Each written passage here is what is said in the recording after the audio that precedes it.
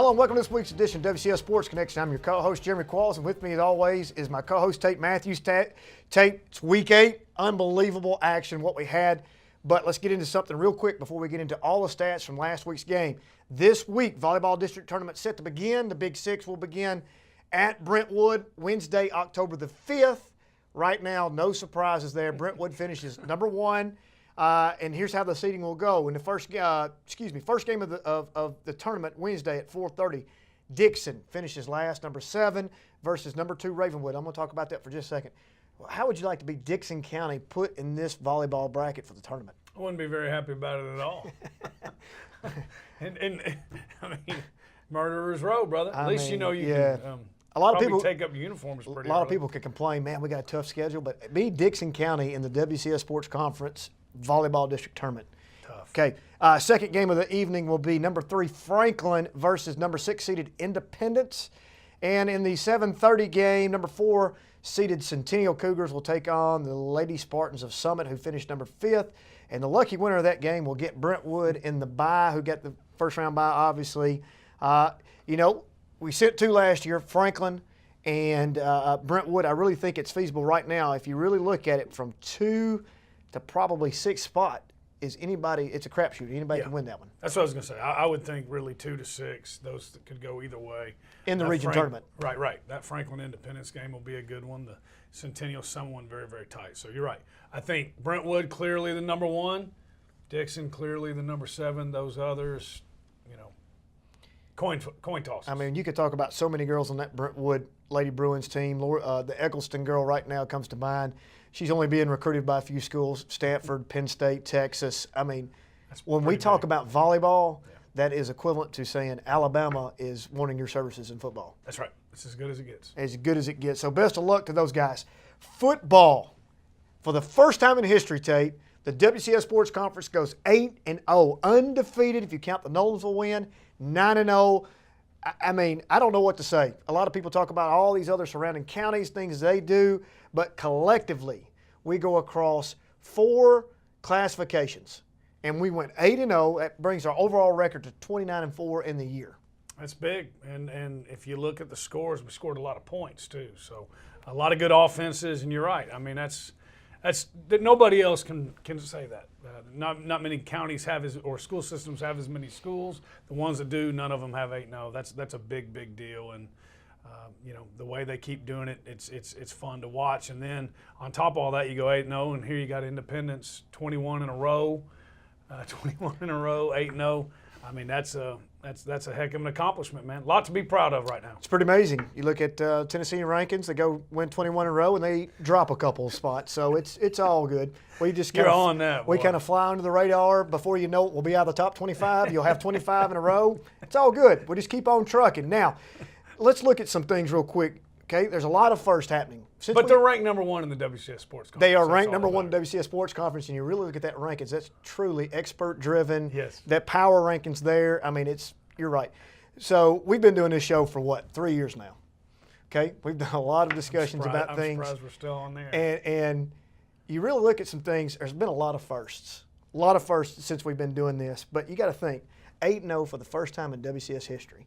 You go back to last year, first time we've ever had 2 state championship winners in football, first time we've ever had an undefeated team, a lot of firsts happening. And I'm telling you right now, the first are not finished because Summit ties the most wins in school history. They're not finished. No. Playoffs, a lot of little things that are fixing to happen. We'll get to that in just a minute about the first. But, man, to go 8-0, and not only that, we've got roughly 3 weeks to play in the regular season. We only have 1 interconference game left, Brentwood Centennial.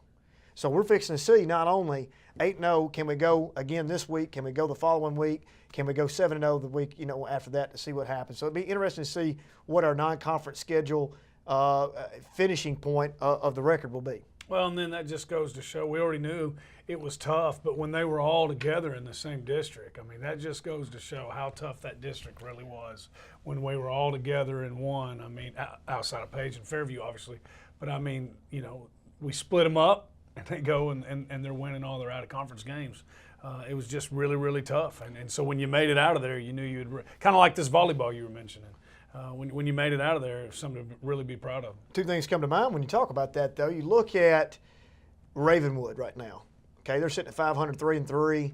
Their only 3 losses: Franklin, Brentwood, Centennial. That's right.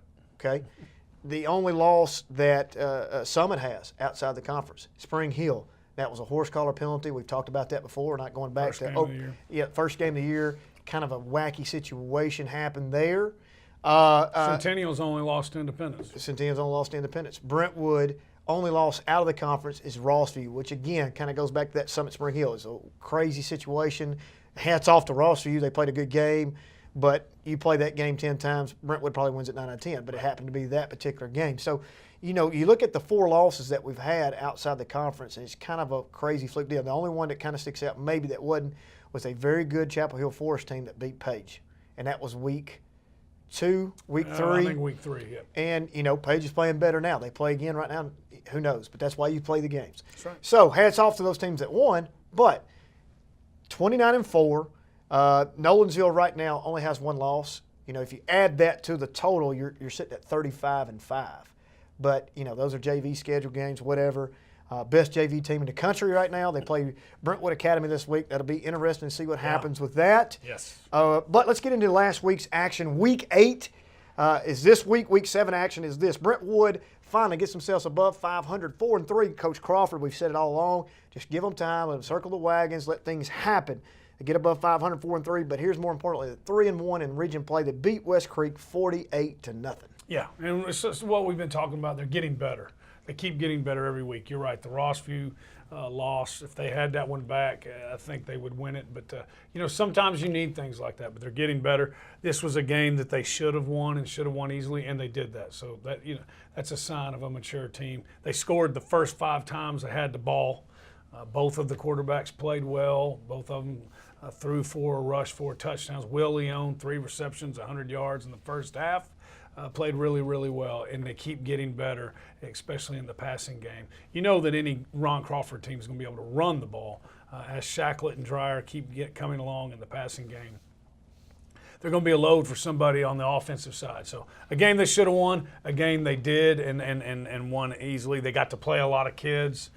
This was a nice game. Came at the right time of the year for them. And some of their kids are getting some traction right now. I had a Yale offer this weekend to one of the linemen. The name escapes me at the present time. We'll try to get that before the show's out. But, some of those kids, LaBreche is another one. Yeah. Great really looking like kid, good athlete.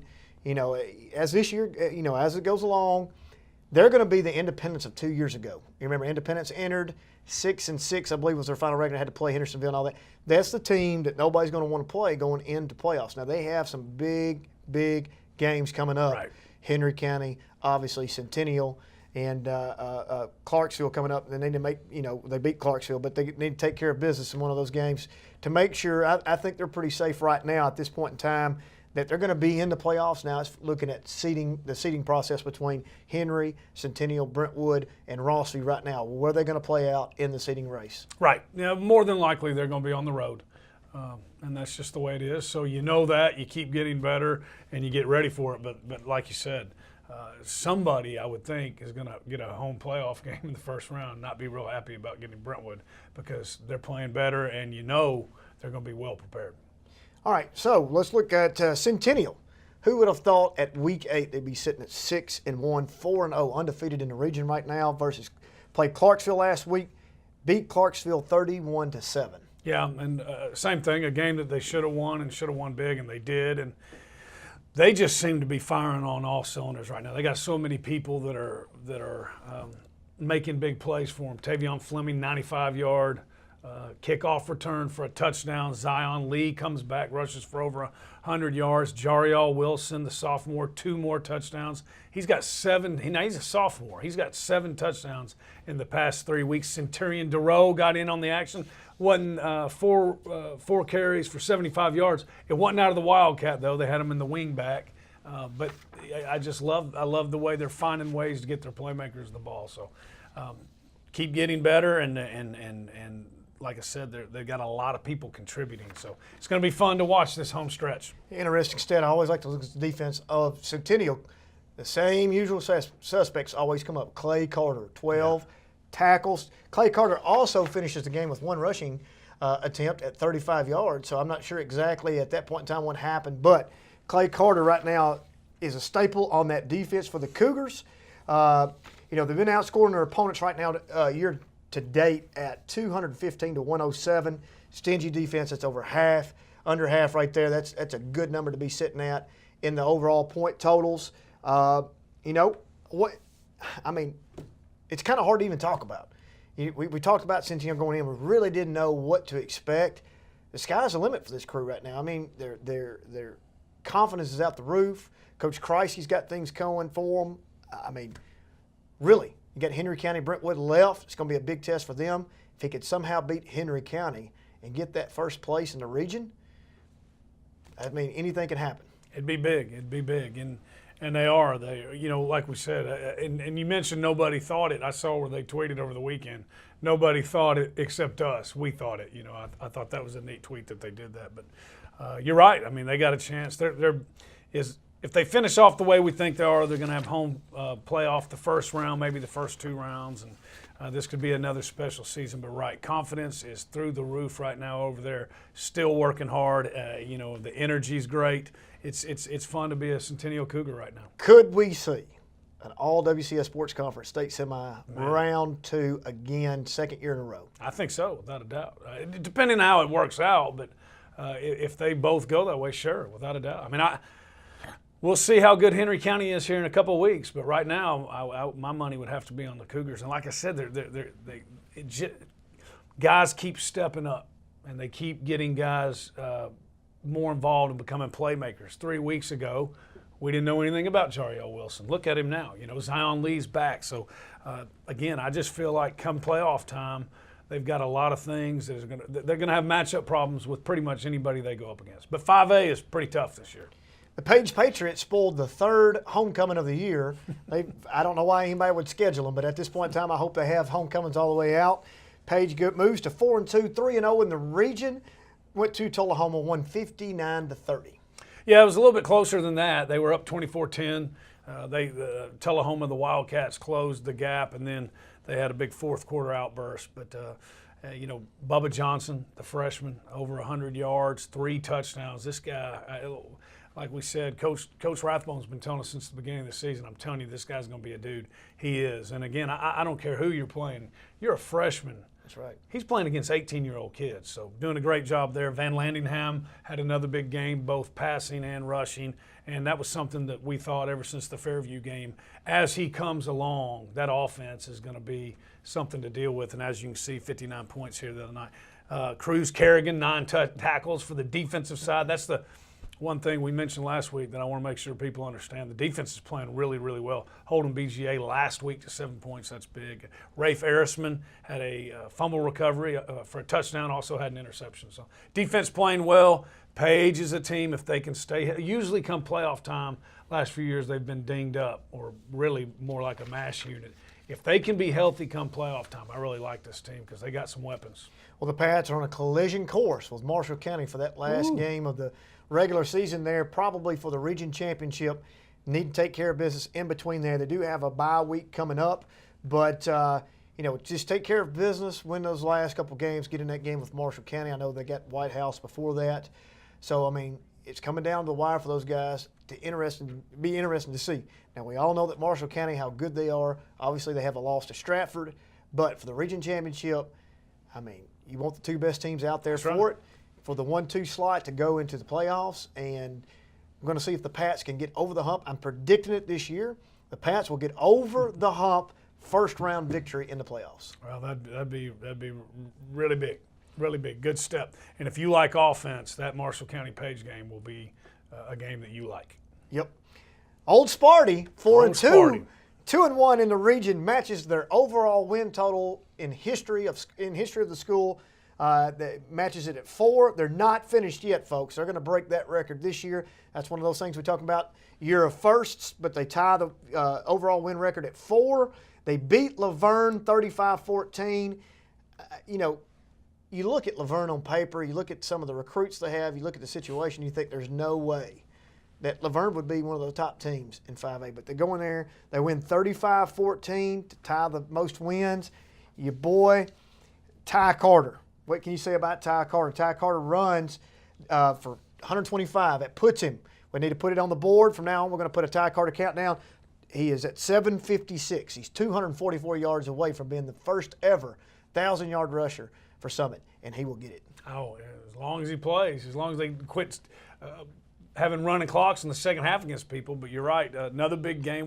We've talked about it. I mean, he gives them a different gear, and the way that offensive line is blocking, all you got to do is get him to the second level, and he's going to make a long run, and he's running the ball hard. So Dalton Fisher had 79 yards again. This is the stat that I love the most. Michael Zakreski, 1 for 1, 100% passing completion. And think about that now. I mean, this is against, you're right, a very athletic Laverne team. Scored 28 points in the first half, and they did that with 1 pass. So playing very well. I think second year in a row that they've beat him. I think, anybody who was wondering, was that Shelbyville game, was that a fluke? How close they played Independence, was that a fluke? You look at, we've got 7 weeks now. Some is for real. And like I said, when they're going to run the ball every play and you still do it, that's pretty impressive. So here's my thought. I'm looking into the future, all right? They get a playoff game. Let's just say it's at home.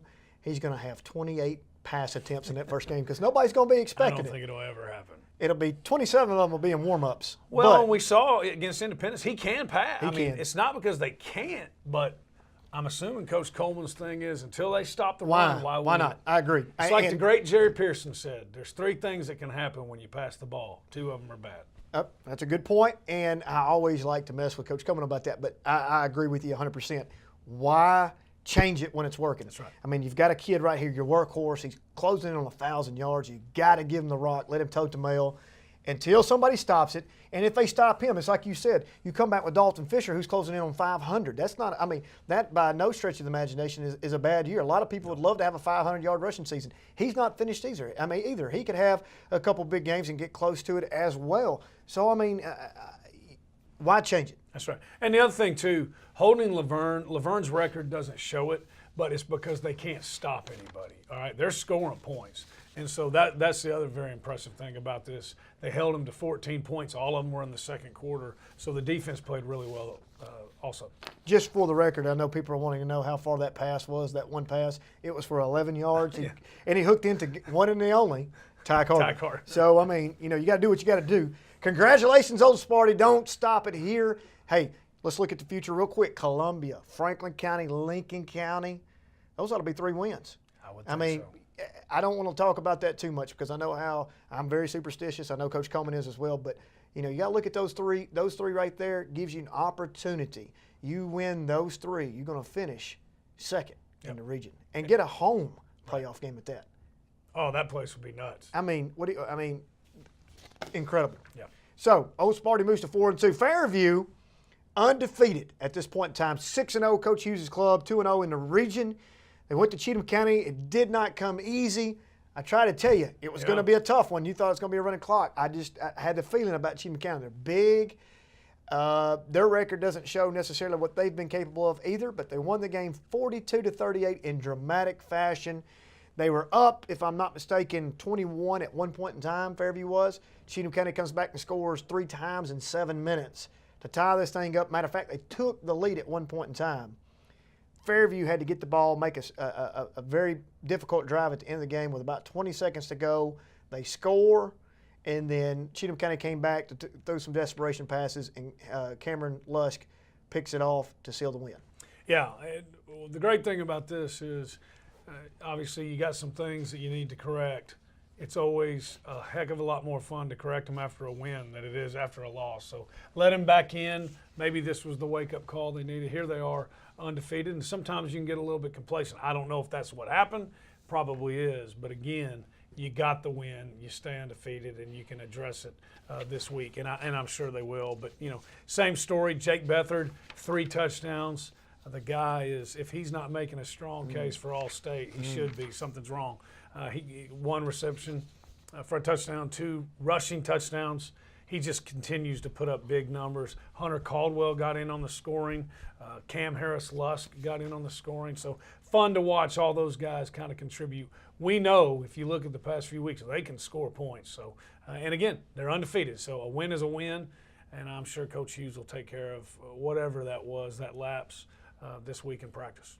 Well, you got to look, like you said, they had two guys that combined for over 200-plus yards rushing-wise right now. Just playing really good football. I mean, these guys are getting everybody's – I mean, you got to feel like what Independence feels. When they step out on the field, everybody is – you're going to get everybody's best game. Right. I mean, everybody's wanting to beat you. You've got the undefeated streak going right now. I think they were at number 3 in the polls. I think they may have moved up. I don't know. It's funny how that works. But, hey. And remember, Cam Harris-Lusk is a sophomore, all right? This is only, I don't know if he played varsity ball as a freshman, but if he didn't, this is only his 7th game, and he keeps getting better. This is going to be fun. His just like the Zimmerman. This is going to be a career that's going to be fun to watch. Franklin, Dr. Defense moves to 5-1, 3-0 versus Antioch. They've won 45-7. Franklin is poised to possibly be the best team in 6A on a collision course for Maryville. Man, I hope that happens. That's a long ways down the road. But right now, Franklin is playing as good a football as anybody in the state in 6A. No question. And they keep doing it on the ground, right? They keep doing it on the ground. And with Big Mitch Rossi, he's their bell cow. And golly, he's a load, man. He's a load to bring down. He had 100 yards, I think, maybe 1 minute into the second quarter. But a game that they should have won and won handily, and they did. And this offensive line, man, I think you and I could run behind some of the holes they're making. But it's fun to watch. Didn't have to use much of the play-action pass last week because this was a game that was in hand early. But you're right. They got a big one coming up, which I know we're going to talk about. But if they go west, which they traditionally have, you're right. I think Franklin's got a chance to be Tennessee Tech. That would be something, man. The Rebellion, I think, would fill up an entire half of the stadium. And let me give a shout out to the Rebellion because you're talking about one of the strongest student sections. We have the best student sections anywhere, no doubt, from top to bottom. But the Rebellion, Rutherford County used to, but not anymore. Can't touch us. The Rebellion right now is as strong as it has been since I've been here in the 3 years I've been here. Of course, winning helps that. I mean, when you've got things going, it just helps not only at the ball games, but it helps inside the building. It helps your culture as a principal. It's always nice to have that winning program going on. I'm sure if you looked at stats and whatnot, your discipline decreases, your academic work goes up, kids feel like they're a part of something great. So right now, the Rebellion is on top. They're rocking and rolling. They have some great plans ahead. I look forward to seeing how this finishes out for Franklin. Ravenwood right now wins the game to put themselves at 500, 3-3. We talked about their losses earlier. That's inside the conference. More importantly, they're 2-1 in the region. They played McGavick and won 30-12. Yeah. That's a big win for Coach Westman to get his group going in the right direction. That's right, and we talked about this with Franklin last year. And Ravenwood's benefited from this year. In 6A, you're in the playoffs. You're in. You're playing for seeding. And so it allows you to get better, and they're getting better. Kane Morrow, 42 attempts, 250 yards. John Rawl, the guy, he's their playmaker. They got to find ways to get him the ball. He had 132 receiving yards, 3 touchdowns. Obviously, they found him. If they can just keep bringing, they got to have some sort of a running game, and I think they'll get it. But Ravenwood's another one. No one's going to be real excited to see Ravenwood in the playoffs. Oh, absolutely not. I mean, that passing threat always scares people to death. And like you said, they just pick up a little piece of puzzle there and just get something figured out in that running game to alleviate a little bit of that pressure, man, because they've got the weapons. That's right. And, it's going to be interesting to see how this unfolds. They got a pretty good stretch here. I feel like they can finish, 7-3 right there if they can finish out their schedule. And and you look at the 3 losses, there's no shame in any of those. No, not at all. Not at all. So, Independence, #21 moves to 21 in a row, 6-0, 3-0 and play, beat Stewart's Creek 41-17. A lot of people thought, man, this is going to be a tester for them. It also brings us to the play of the week this week where Brandon Hines throws a screen pass to Troy Henderson for a touchdown.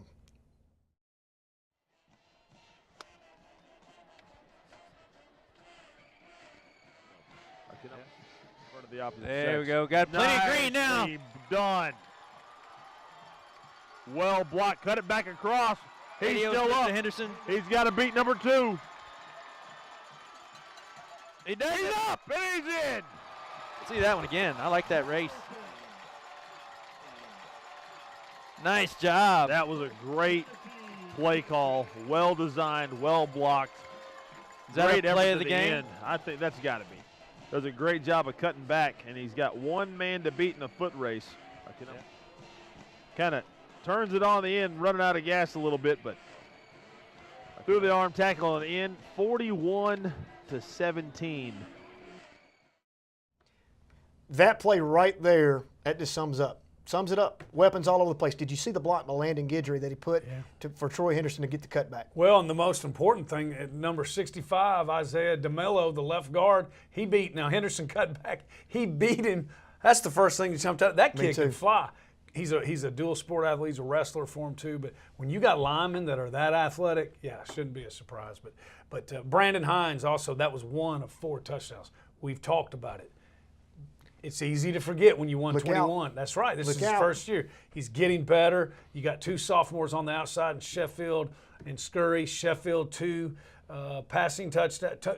touchdown receptions. As that passing game comes along, which it is, people have problems. Out. Collision course. Better look out. Go ahead and put you on warning. Oak Ridge, be on warning because that's, that looks like the best 5A team from the East right now. I can't wait. I'm telling you right now, look out. I mean, when your staple of the group is Landon Guidry and Troy Henderson, and now Hines is going to join that group as the leader, as the quarterback, as he progressively gets better and better every week. You got your young cats out there that you can't stop. You got offensive linemen beating the running back down, blocking. I mean, look out, Indy Eagles. And it's like Coach Blade has said all year long, we're a work in progress. When we get to that point, you'll know it. Isaiah DeMello, again, I got to shout him out. He's got to have the fastest 40 of any lineman in the sports conference. There you Good go. job, buddy. All right, let's look ahead to this week. Right now, I'm sitting at 31-6. You're sitting at 26-11. Woo, a lot of ground to make up. I know. But we got a funny week this week. Thursday night will be a lot of the kickoffs because of fall break. We have one Friday game. But let's start. This is a big one. This is one that they should have circled on their calendars. Franklin, Wilson Central, Thursday night. Yeah, it's going to be huge. And they can score points, 62 points against Lebanon. This is going to be fun. This is going to be a big, big ball game. If you just looking for one to go spectate, this is the one. Well, who do you have? You asking me? Yeah. Dr. Defense, man. Are you kidding me? Wilson Central's going to come in here. They're thinking they're going to bring their little crowd, and they're going to be up in there, and they're going to be doing their chants and cheers. The Rebellion's going to absolutely make them look foolish over there. Franklin wins in a big game because this is a game they've been wanting to get to because that's who put them out. Summit, Franklin County, this is a big one. This is to take the most ever wins in history. Oh, Old Sparty, running clock. Old Sparty, ooh, I don't know about running clock. I'll take it, but Old Sparty wins regardless. Indy, Shelbyville. Shelbyville thinks they can pass with them. 22 in a row. Running clock, Independent. Sycamore, Fairview to go 7-0. Sycamore's better. Fairview stays undefeated. 7-0, I agree. Fairview, Centennial Page have the bye. Ravenwood, Lebanon. I don't think that one will be even close. That's on Friday night. What do you think? Oh, yeah.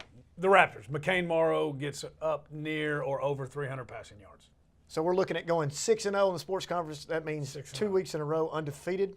We'll see what happens. Join us next week. WCS Sports Connection. We'll see you next time.